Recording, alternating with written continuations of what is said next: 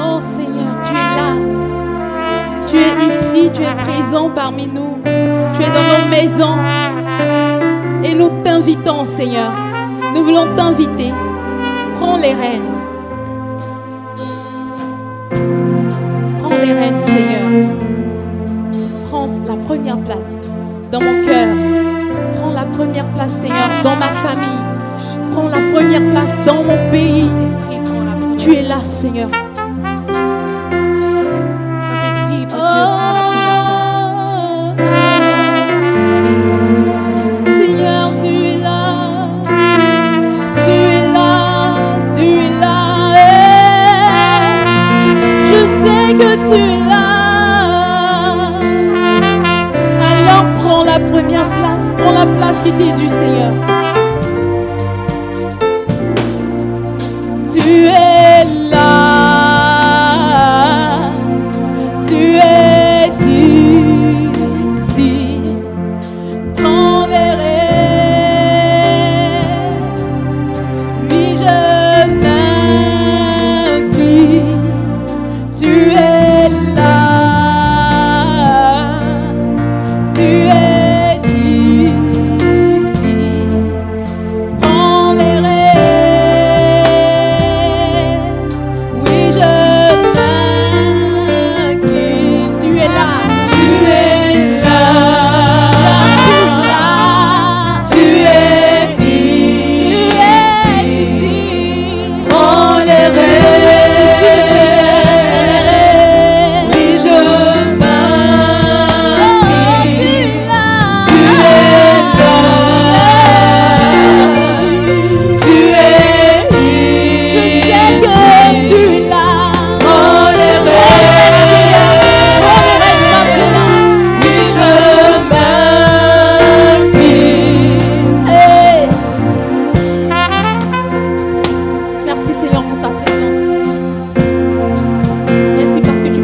De toutes choses.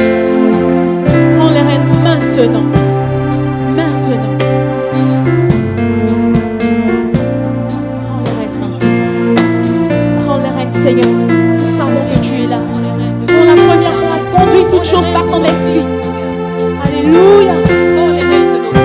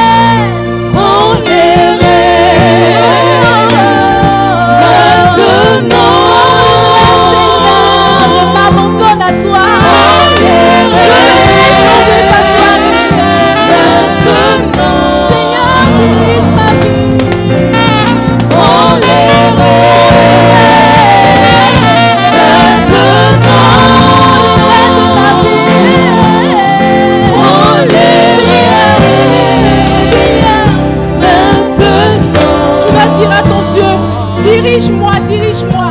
Dirige-moi. Dirige-moi, Seigneur. Maintenant. Je ne sais pas comment marcher. Dirige-moi. Maintenant.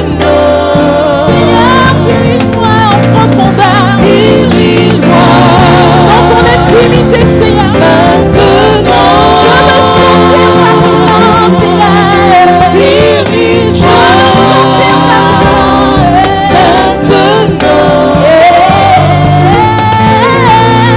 Conduis-moi, Seigneur, maintenant. Conduis-moi maintenant. Dis-le avec moi aussi, il est présent, dis-le. Conduis-moi, Seigneur, conduis-moi. Aujourd'hui, je veux te dire, prends le contrôle de ma vie. Conduis-moi maintenant.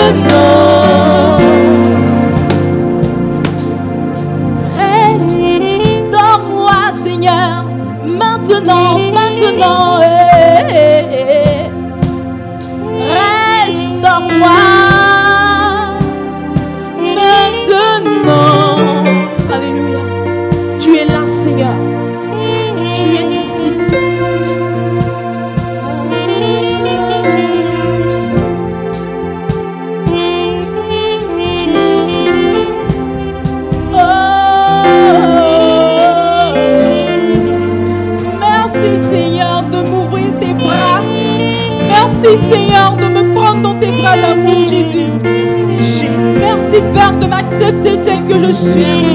Merci Père de me diriger. Alléluia.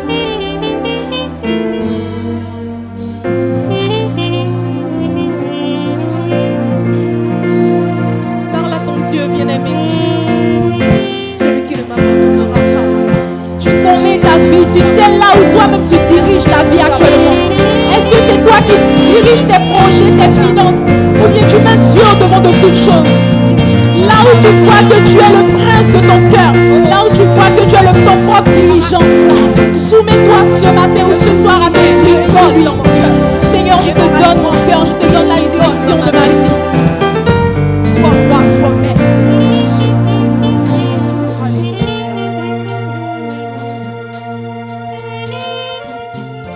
Je m'abandonne à toi. Je me livre à toi, Jésus.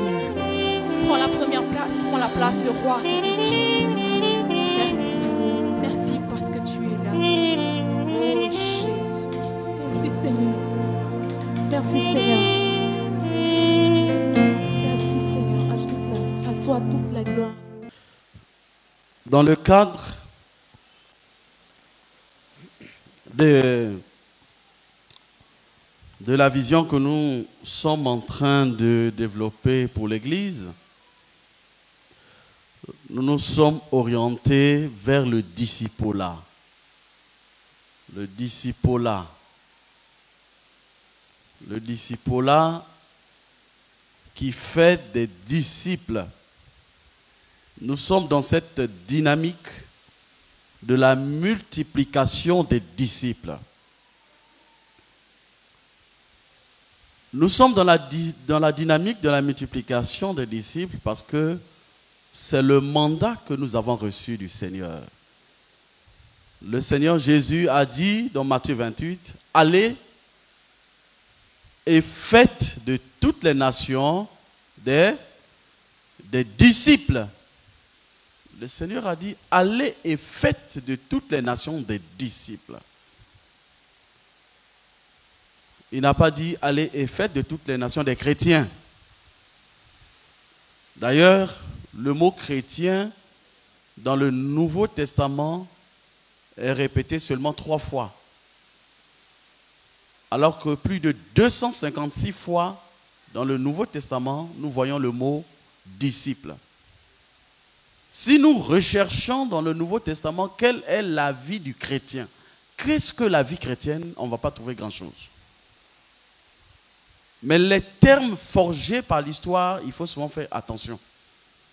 Mais ce qui est biblique est ce qui est fondamental. Le Seigneur Jésus nous appelle à la vie du disciple. Parce que nous trouvons d'abondantes références à la vie du disciple. D'abondantes références qui nous montre qu'est-ce que la vie du disciple. Comment est-ce qu'elle se vit? Qu'est-ce que le Seigneur attend du disciple? Quel est le résultat de la vie du disciple? Quel est l'encouragement que nous devons, auquel nous sommes appelés? L'encouragement auquel nous sommes appelés en tant que disciples, à faire des disciples. Nous trouvons toutes ces références dans le Nouveau Testament. C'est pour cela, bien-aimés, nous sommes en train de nous orienter vers cette interpellation de Dieu à faire des disciples. Et aujourd'hui, c'est vivre la vie du royaume. Vivre la vie du royaume parce que les disciples sont appelés à la vie du royaume. À vivre la vie du royaume. La vie du royaume où Jésus-Christ est le roi. Où Jésus-Christ règne. La Bible dit que nous avons été arrachés des mains du diable. Nous avons été arrachés des mains de l'ennemi. Et transportés dans le royaume de lumière, où Jésus-Christ règne où Jésus-Christ est le roi.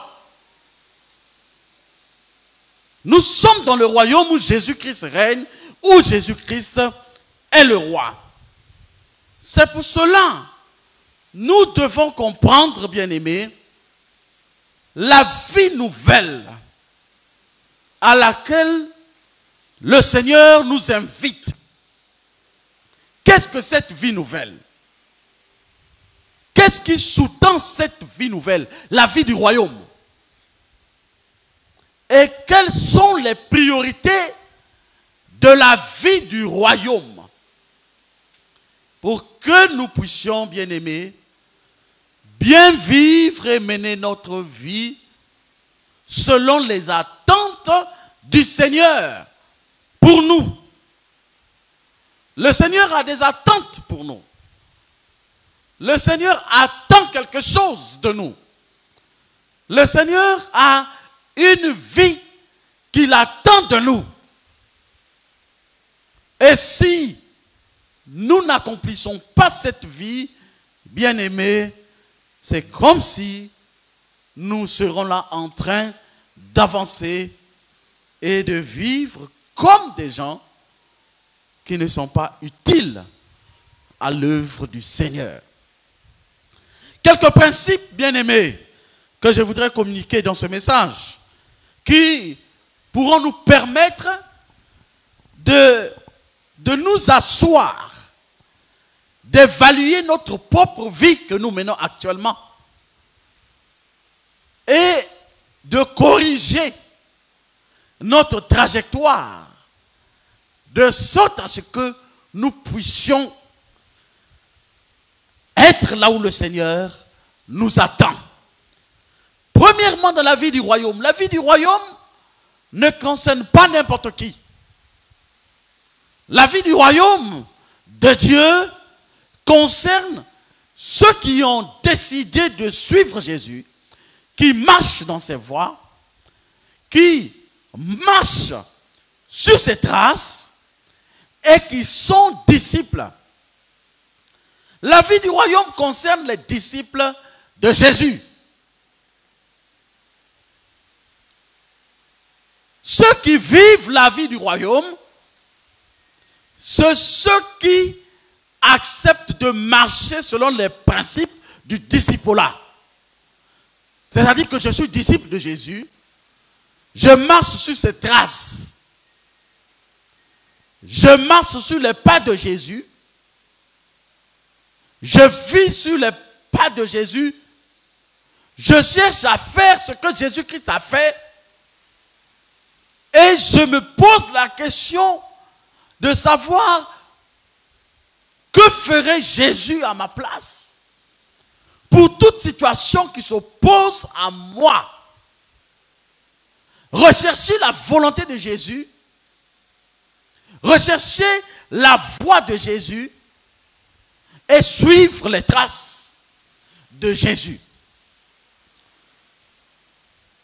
Dans cette volonté du discipulat, le Seigneur Jésus a donné une base. Il s'agit de Luc chapitre 9, verset 23.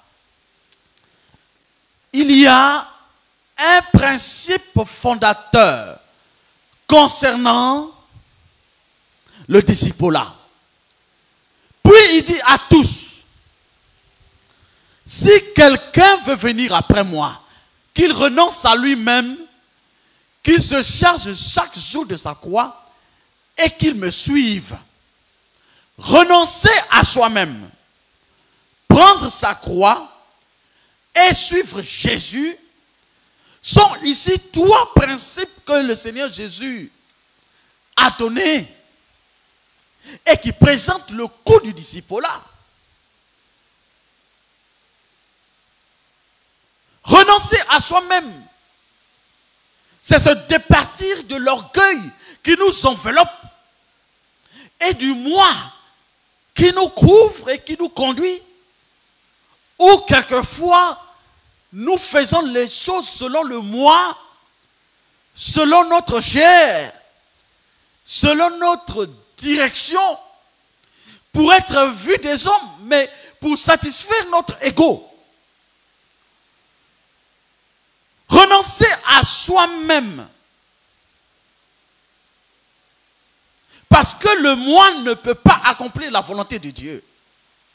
Notre moi s'oppose à la volonté de Dieu, à la volonté de Jésus-Christ, pour nous, pour l'Église et pour le monde. Parce que à chaque fois que le Seigneur va te donner un commandement, le premier obstacle pour l'accomplissement de la volonté de Jésus, c'est le moi. C'est le moi qui va te donner d'autres commandements. Jésus va te donner une orientation, le moi va te donner une autre orientation. Renoncer à soi-même. Deuxièmement, prendre sa croix, c'est être à la suite de Jésus tous les jours. Il dit, prendre sa croix chaque jour, se charger de sa croix chaque jour. Il n'y a pas un moment où je suis chrétien et un moment où je ne suis pas chrétien. Il n'y a pas un moment où je me charge de ma croix et un moment où je me décharge de ma croix. Je me charge de la croix parce que à chaque instant, je dois être à la suite de Jésus. Il n'y a pas un moment où je vais dire, ici, là, je mets Jésus à côté. Je mets la voix de Jésus à côté pour faire ma voix, suivre ma voix, écouter ma voix et mettre Jésus à côté. Troisième chose, suivre Jésus. Mais se mettre à la suite de Jésus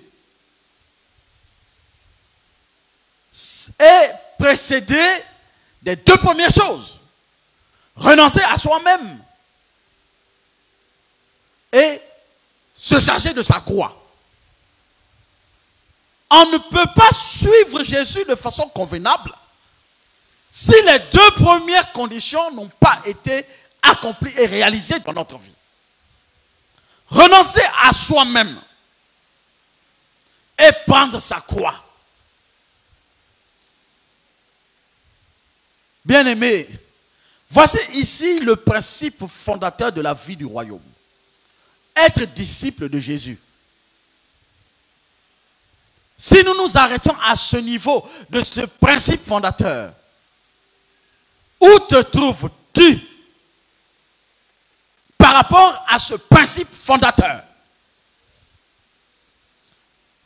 Où te trouves-tu? Quelle est ta position? Vous savez, lorsque le Seigneur Jésus donne des principes, les principes de Jésus ne sont pas à mettre en cause ou en doute. Les principes de Jésus sont à appliquer. Comment suis-tu Jésus aujourd'hui? As-tu renoncé à toi-même? Te charges-tu de ta croix chaque jour pour dire que tu suis Jésus? Les principes fondateurs doivent être appliqués si nous voulons aller loin avec le Seigneur Jésus. Amen. Alléluia. Amen. Être disciple. Premier principe. Deuxième, développer les valeurs fondamentales du royaume. Il y a des mois, nous avons ici enseigné sur quelques valeurs fondamentales du royaume. Les valeurs fondamentales du royaume sont les valeurs que Dieu attend de nous en tant qu'enfants de Dieu. Le monde a ses valeurs. Le monde a ses valeurs. Le royaume de Dieu a ses propres valeurs. Nous ne pouvons pas vivre dans le royaume de Dieu avec les valeurs du monde. Il y a plusieurs valeurs qui se trouvent développées dans la Bible et particulièrement dans le Nouveau Testament. Des valeurs de paix, de justice, des valeurs d'amour, de la joie, de la tempérance, ce que l'Esprit de Dieu donne. Plusieurs valeurs se trouvent développées dans le Nouveau Testament. Que faisons-nous des valeurs que le Seigneur Jésus développe? Nous sommes dans ce monde, c'est vrai. Mais comment vivons-nous dans ce monde? Avec quelles valeurs? 1 Jean chapitre 2, verset 15, dit quoi? N'aimez point le monde, ni les choses qui sont dans le monde. Si quelqu'un aime le monde, l'amour du Père n'est point en lui. Le terme monde ici ne fait pas allusion à cet élément matériel sur lequel nous nous trouvons, qu'on appelle le cosmos. Mais le monde ici fait allusion à ce système de valeurs. Ce que en grec on appelle aionios, qui fait allusion au système de valeurs. N'aimez pas le monde, ni les choses qui sont dans le monde. Le système de valeurs du monde a ses principes. A ses principes.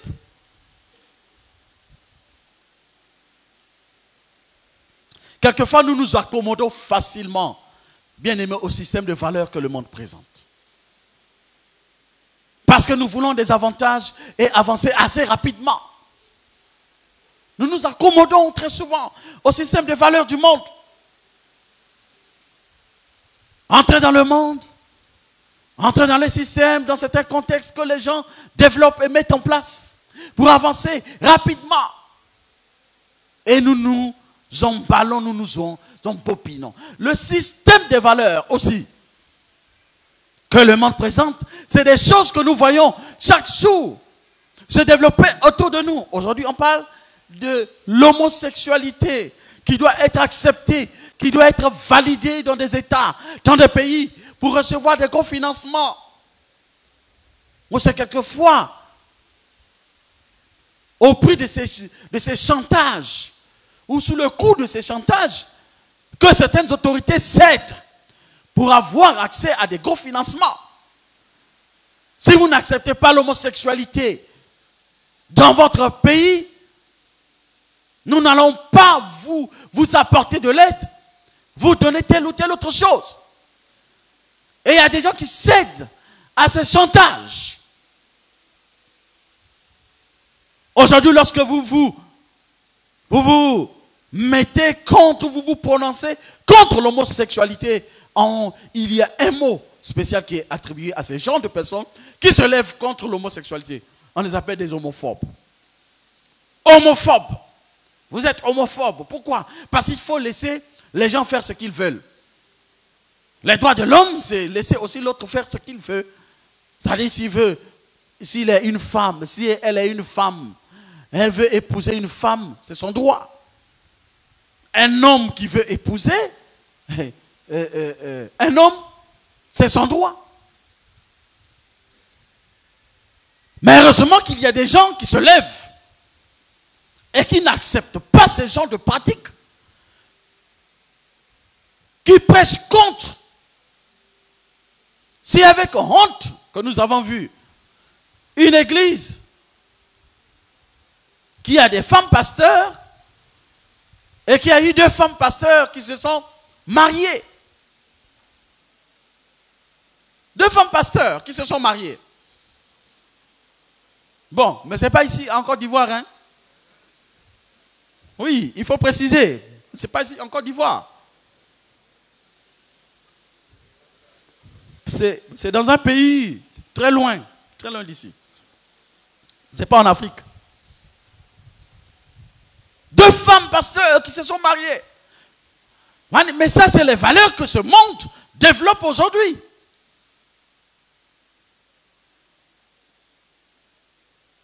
Mais il y a des choses, par exemple, bien aimés, qu'on peut aussi voir dans nos milieux quelques habillements qui sont des habillements des valeurs actuelles, des valeurs développées actuellement. Vous allez voir des jeunes hommes qui s'habillent avec des pantalons, mais on place ça où? Sur les fesses. Des pantalons placés sur des fesses, au milieu des fesses ici. Et tantôt, c'est des grandes stars, des personnes qui sont respectées dans le monde, mais qui s'habillent de cette manière, parce que c'est le système de valeurs du monde. Des grandes stars, pantalons au niveau des fesses, et ils sont en train de marcher, gaillardement et fièrement. Valeurs du monde.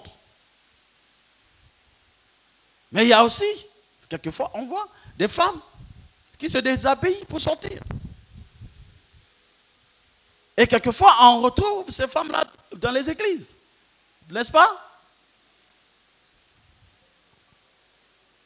Ou bien il n'y en a pas? Bon, un exercice. Il faut voir celui qui est devant toi. Regarde son dos. Est-ce que tout le dos est visible? Ou bien ce n'est pas visible? Vous voyez les femmes même là, elles ont des habits maintenant. Et vous savez c'est comment? Des habits qui montrent tous les seins au dehors. Qui dévoilent les seins. Tu as des seins, c'est pour toi. Il faut cacher. Pourquoi tu veux montrer ça à tout le monde? Non, pourquoi tu veux montrer tes seins à tout le monde? Pourquoi tu veux montrer tes seins à tout le monde? Les seins là, c'est pour ton mari. Il faut garder ça, il faut cacher.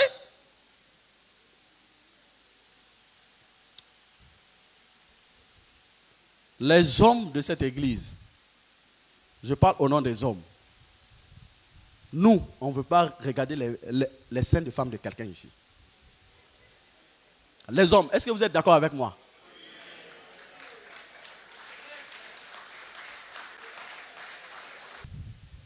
Voilà, c'est ton mari qui a le droit, l'exclusivité de regarder.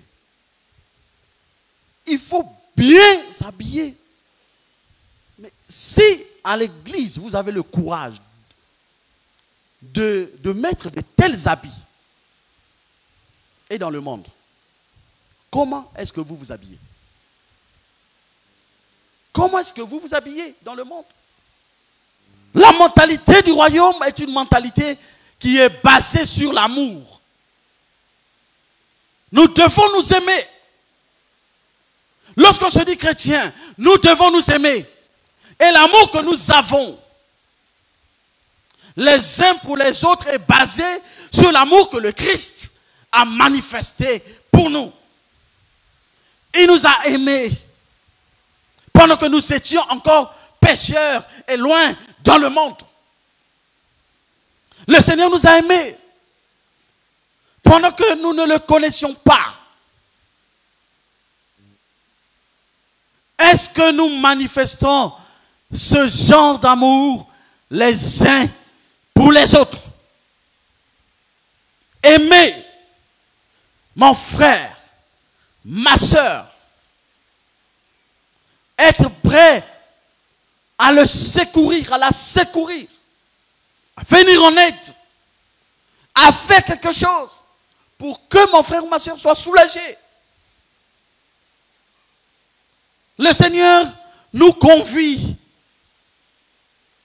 à cet amour.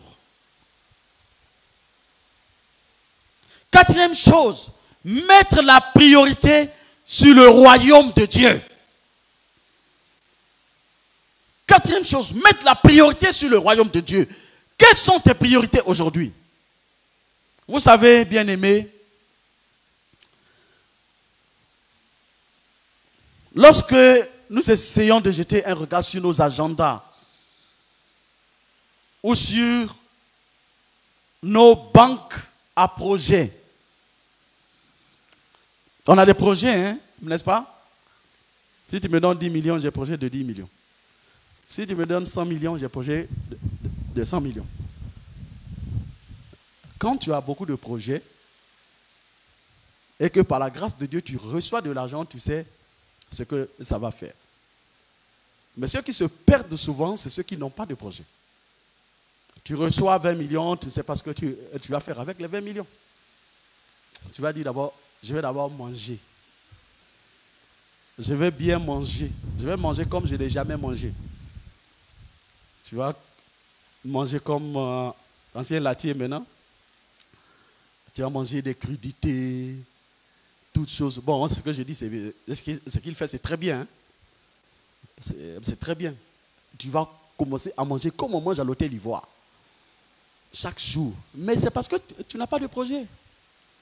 Ceux qui gaspillent de l'argent, c'est parce qu'ils n'ont pas de projet.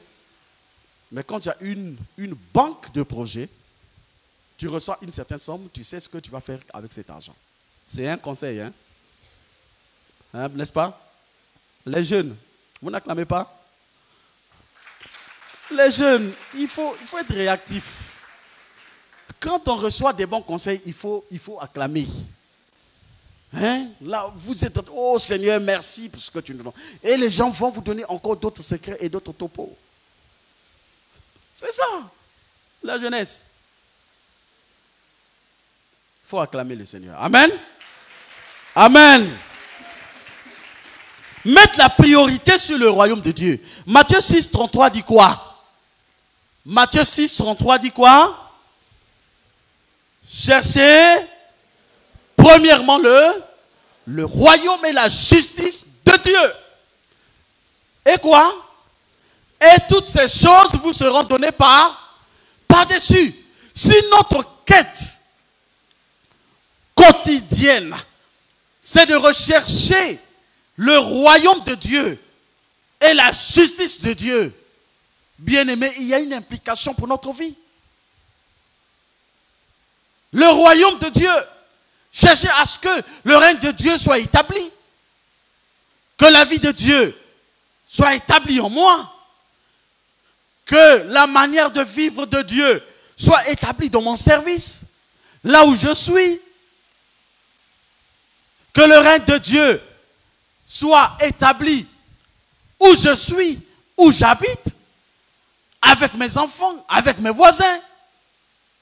Au fur et à mesure que les hommes sont gagnés à Jésus, au fur et à mesure que des hommes sont gagnés à Jésus, sont amenés au Seigneur, le règne de Dieu est en train de s'établir. Et Dieu gouverne là où il y a son règne, c'est-à-dire là où se trouvent ses enfants. Dieu gouverne.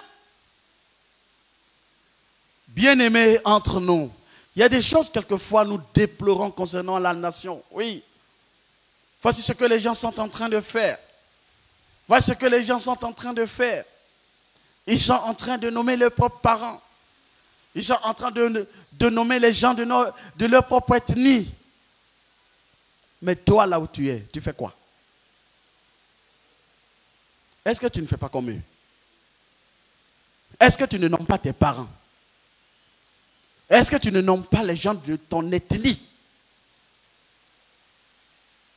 Vous savez, l'avantage de travailler pour le royaume de Dieu, c'est que le royaume de Dieu n'a pas d'ethnie. Le royaume de Dieu n'a pas de tribu. Amen.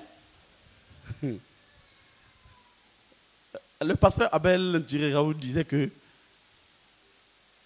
Dieu a une seule tribu.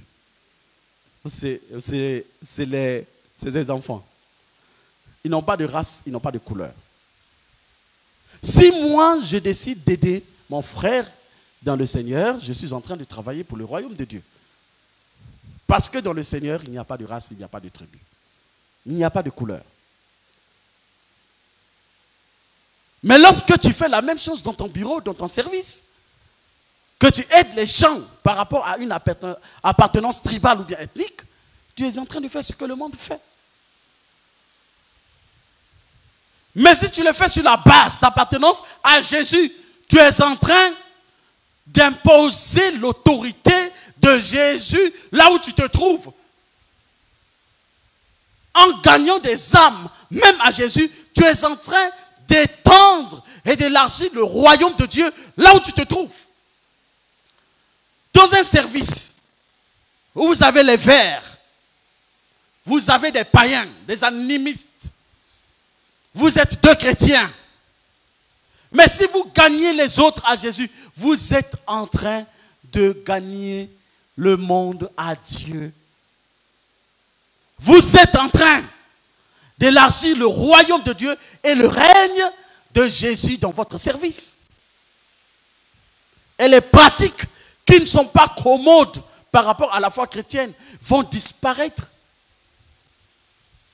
Mais là où le Seigneur nous a placés, sachons, bien-aimés, que là où Dieu a placé chacun de nous, c'est pour que son règne domine là où le Seigneur nous a placés. Amen. Pour que son règne soit. Mettre la priorité sur le royaume de Dieu, même en termes d'investissement. Vous savez, dans le livre de Agé, ce terme de Agé de 8 que nous avons l'habitude de lire. Mais Agé, dans quel contexte est-ce que le Seigneur a parlé? Mais c'est dans un contexte où les gens n'avaient pas bien apprécié la priorité. Dans un contexte d'après-exil, ils sont revenus. Chacun commençait à regarder à ses propres intérêts. Rebâtir chez lui, rebâtir la terre de ses parents, rebâtir leur maison. Et Dieu a dit, mais pourquoi vous laissez la maison de Dieu dans un tel état? Et chacun s'occupe de ses propres choses, de ses propres intérêts, alors que la maison de Dieu se trouve dans un état de délabrement. Dieu a attiré l'attention de ses enfants pour dire, attention à vos priorités. Quelles sont vos priorités, bien-aimés? Par exemple, à la fin du mois, où tu as ton salaire. Je sais qu'il y a des gens qui reçoivent de l'argent ou leur propre salaire avec crainte et tremblement. Parce qu'ils savent que ça vient de Dieu. C'est Dieu qui bénit. Amen. Mais quelle est ta priorité quand tu reçois ton salaire ou ton argent? Est-ce que Dieu est la priorité? Dieu est-il prioritaire dans tes dépenses? Je sais qu'il y en a qui sont ici, qui m'ont dit, pasteur, quand je reçois mon salaire, c'est comme avec tremblement. J'enlève d'abord la dîme. Je dis, amen, mon frère, que Dieu te bénisse. Amen. Amen. On n'a qu'à dire amen, ou bien c'est parce qu'on parle d'argent. Parce que lorsqu'on parle d'argent, c'est comme si maintenant on touche un coin qui est très sensible, quoi. On dit, affaire d'argent. Parce qu'il va dire quoi encore? Bien-aimé, le jour où tu seras délivré de la puissance de l'argent, tu vas vivre la véritable liberté que Dieu donne à ses enfants. Amen. Voilà, parce qu'il y en a qui sont encore sous la puissance de maman. Il y en a qui sont encore sous la puissance de maman, de l'argent. Ils voient l'argent, ils tremblent. Bien-aimé, il ne faut pas trembler face à l'argent. Amen. Il faut vivre la liberté des enfants de Dieu. Je reçois mon argent. Dieu m'a donné la capacité d'enlever ce qui est pour lui. J'enlève et je fais mes autres calculs pour ma maison et pour ma famille. Alléluia. Sois délivré de la puissance de maman. Si aujourd'hui tu es là, tu es encore sous la puissance de maman, que tu sois libéré au nom de Jésus. Je prie très sérieusement. Je prie très sérieusement pour des gens qui sont encore sous la puissance de l'argent. Comme si c'est l'argent qui les guidait, qui les dirigeait, qui dirige leur vie. Je prie que le Seigneur opère la délivrance au nom de Jésus.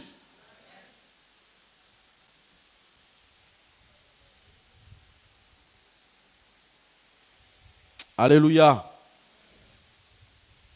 Mettre la priorité sur le royaume de Dieu, c'est ça aussi.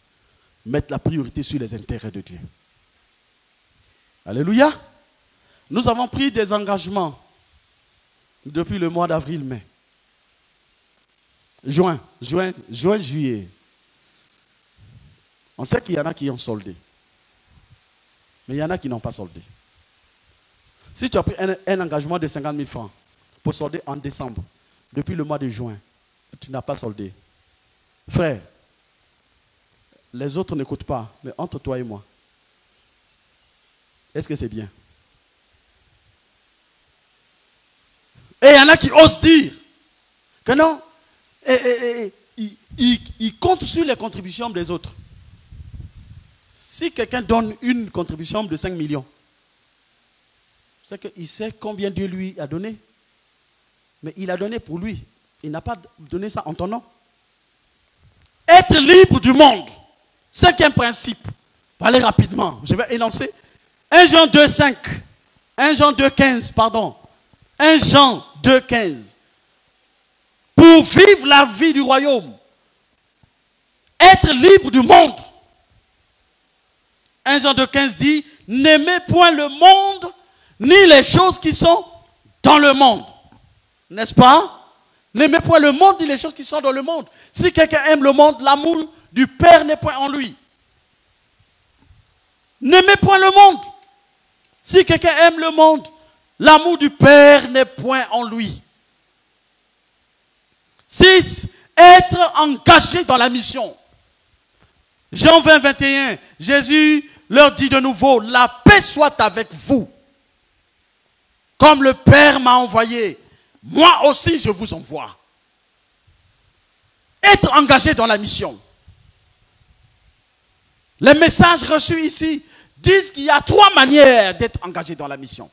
On peut être engagé dans la mission soi-même, en étant présent sur le champ missionnaire.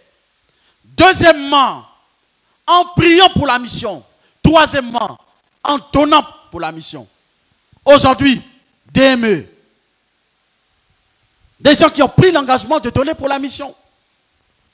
Lorsqu'on a dit, on va s'engager pour telle chose, pour cela, DME ne reçoit plus rien. Bien-aimé, c'est une joie de contribuer pour l'œuvre de Dieu. Si on dit nous sommes en train de nous engager pour les projets de l'Église, mais cela ne veut pas dire que pour le DME, on va tuer le DME. Cela ne veut pas dire ça. C'est une véritable joie de donner pour le Seigneur. Remarquez lorsque vous prenez de votre argent, beaucoup d'argent que vous donnez à Dieu, quelle est la joie qui remplit? Il y a une joie qui remplit votre cœur. Il y a une joie qui vient vous remplir lorsque vous donnez pour le Seigneur. Parce que le Seigneur est celui qui connaît vos besoins. Il sait que vous avez pris pour donner pour son œuvre. Il est là pour remplir, pour remplacer et pour aller même au-delà de ce que vous espérez. Mais le DME, ils sont là. Ils disent, ah pasteur, depuis qu'il y a des projets de l'église, on ne reçoit plus grand chose ici. Il y a des moments, on paye les missionnaires au-delà de la date normale. Mais ce n'est pas normal. C'est une joie de contribuer, que ce soit pour les projets de l'église ou pour la mission. N'aimez point le monde. Ne pas avoir de l'amour pour le monde, pour les choses du monde. Mais investissons pour Dieu, parce que tout investissement fait pour l'œuvre de Dieu est capitalisé dans le ciel pour nous. Nous retrouverons tous ces investissements que nous faisons pour l'œuvre de Dieu. Alléluia. C'est une vérité biblique.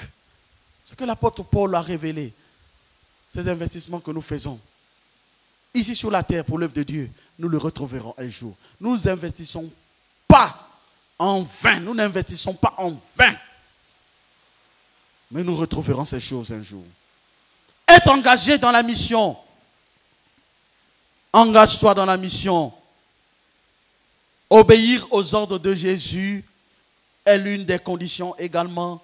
Vivre une vie rédemptrice, une vie qui va vers les autres. Avant-dernier point, être rempli du Saint-Esprit.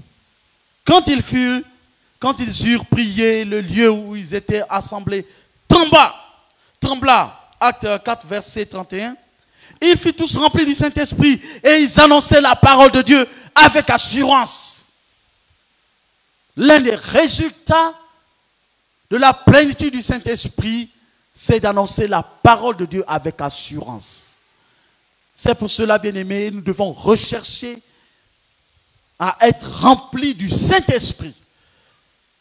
Si tu n'es pas rempli du Saint-Esprit, premièrement, tu auras honte du Seigneur. Tu auras honte d'annoncer la parole de Dieu. Tu auras honte de communiquer l'évangile et de communiquer Jésus là où tu es. Faites cette expérience là où vous êtes, dans votre service. Demandez à Dieu d'être rempli du Saint-Esprit.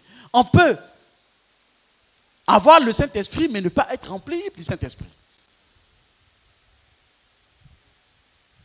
Être rempli du Saint-Esprit, c'est désirer être conduit par le Saint-Esprit.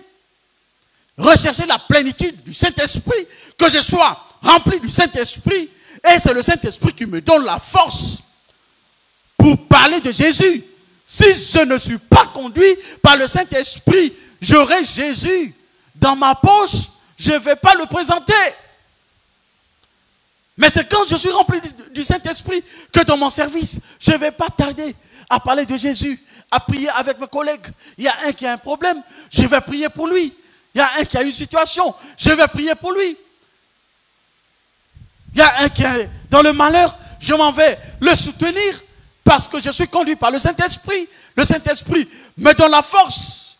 Mais si tu ne recherches pas le fait d'être rempli du Saint-Esprit, tu auras Jésus, mais tu seras toujours assis là où tu es. Parce que la communication de l'évangile, de la parole de Dieu avec assurance, est une affaire du Saint-Esprit. Alléluia. Alléluia. C'est une affaire du Saint-Esprit. Et le Saint-Esprit doit être en action dans ma vie, dans ta vie, parce que c'est l'une des conséquences immédiates du fait d'être rempli par le Saint-Esprit. Recherchons la plénitude de l'Esprit. Que je sois rempli du Saint-Esprit. Là où tu vas t'asseoir, tu auras la démangeaison. Tu vas parler de Jésus. Parce que le Saint-Esprit va te dire, parle de moi, parle de Jésus, parle de Jésus, parle de Jésus. Mais quelquefois, nous restons dans des bureaux, 5 ans avec des gens, 10 ans avec des gens. Les gens ne savent même pas que nous sommes chrétiens. Les gens ne savent pas que nous confessons Jésus. Les gens ne savent pas que nous sommes à l'église chaque dimanche, que nous œuvrons à l'église chaque dimanche. Les gens ne savent même pas. Les gens ne savent pas. Les gens ne savent pas que nous chantons à l'église. Les gens ne savent pas que nous collectons l'argent à l'église. Les gens ne savent pas que nous accueillons les gens à l'église. Les gens ne savent pas que nous prions à l'église. Alors que nous sommes avec eux pendant des années, nous n'avons pas communiqué notre foi. C'est une affaire du Saint-Esprit, bien-aimé. Tu as reçu le Saint-Esprit, mais le Saint-Esprit est là. C'est toi qui maîtrises le Saint-Esprit, mais le Saint-Esprit ne te maîtrise pas. Quand le Saint-Esprit va commencer à te maîtriser, c'est lui qui va commencer à te conduire. C'est le Saint-Esprit qui va te dire, parle de moi à telle personne. Parle de moi à cette dame. Parle de moi à celui-ci. Parle de moi à celle-là. Parce que les occasions seront effectivement des occasions que le Saint-Esprit aura créées lui-même. Vous savez, dans votre service, il y a des occasions. Quelquefois, le Saint-Esprit vous a parlé. Vous a dit, parle de moi à cette personne, vous avez refusé. Parle de moi à telle personne, vous avez hésité. Prie avec cette personne qui est dans une situation difficile. Vous avez refusé. C'est une occasion que le Saint-Esprit avait préparée pour amener la personne à Jésus. Oh bien-aimé, demandons pardon à Dieu. Demandons pardon à Dieu. Parce que Dieu va nous parler et il va nous montrer nos erreurs. Mais aujourd'hui, soyons conduits par le Saint-Esprit. Amen. Soyons conduits par le Saint-Esprit. Que ta bouche ne se ferme point lorsque le Saint-Esprit va l'ouvrir. Que tu ne te taises point lorsque le Saint-Esprit va te pousser à parler et à communiquer sa vérité aux hommes. Dernier élément pour vivre la vie du royaume. Vivre dans une communauté rédemptrice. Une communauté qui sauve. Une communauté qui tend la main. Une communauté qui reçoit. Pas seulement les purs, mais les impurs. Une communauté qui sait relever les gens qui sont faibles. Une communauté qui sait accueillir les lépreux, des gens rejetés par la société.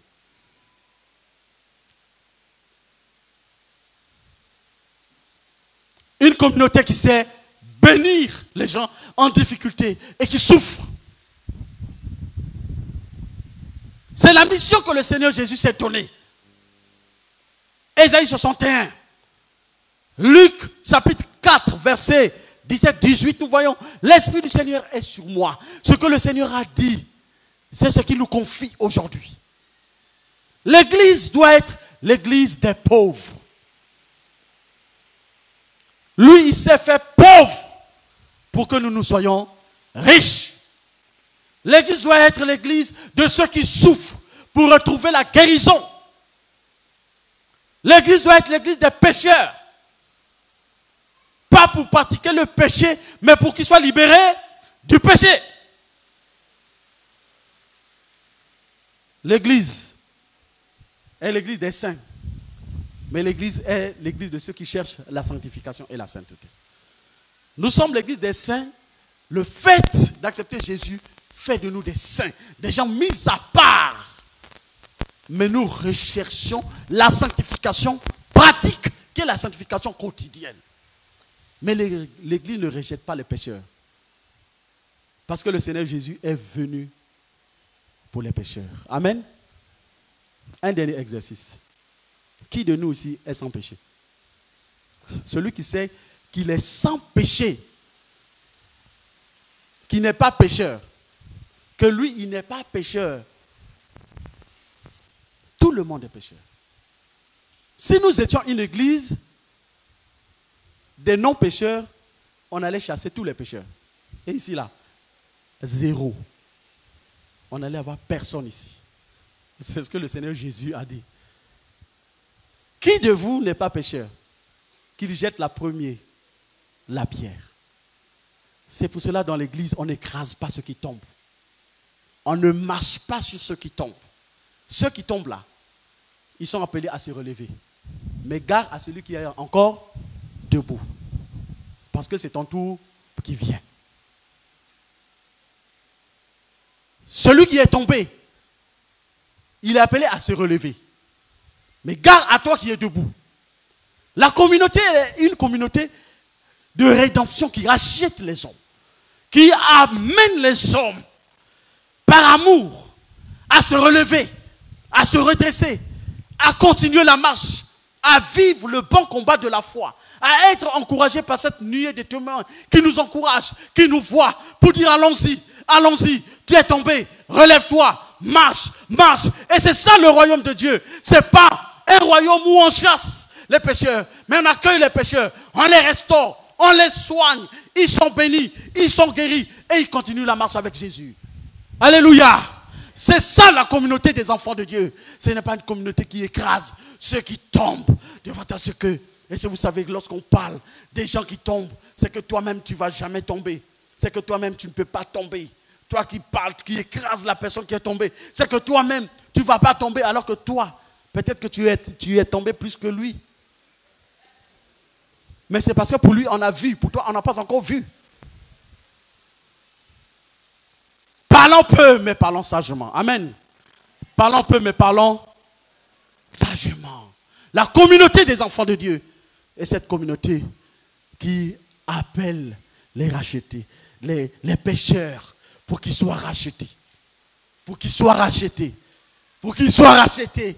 Et qu'ils marchent dans ce perfectionnement quotidien et progressif jusqu'au retour du Seigneur, jusqu'à ce que le Seigneur puisse avoir avec lui une église sans tache, ni ride. Que le Seigneur nous bénisse, marchant comme des citoyens du royaume de Dieu. Amen.